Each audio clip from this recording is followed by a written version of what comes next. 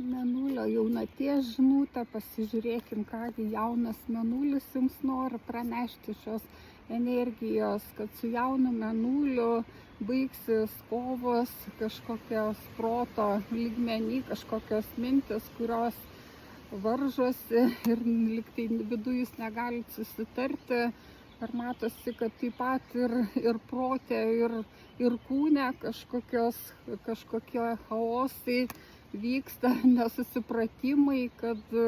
su jaunatimi jūs iškeliausit į kitą krantą, kad bus kažkokios kitos būsenos, o kažkas tai ir fiziškai keliausit į kitas šalis, prie vandenų, ar į kitą miestą, ar į kitą gatvę, kad bus toksai judėjimas, kuris matosi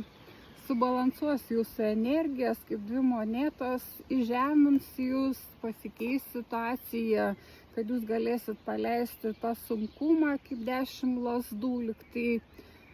galit ir ugnyje sudeginti, paleisti į ugnį, išsakyti netgi 10 kažkokių savo skaudulių, bėdų,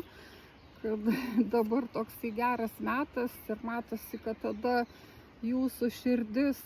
atsivers, riteris taurių, taigi kažkokios kitos būsenos jūs pasieks, įsigers į jūs ir kad tada jau jūs ir pagausit tą vibraciją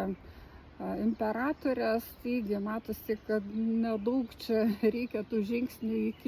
iki to balanso, iš tokio chaoso į stabilumą, į 4 stichijas, kad viską jūs vėl galėsit, viską suprasit, taigi tokia mėnulio jaunaties žinutė.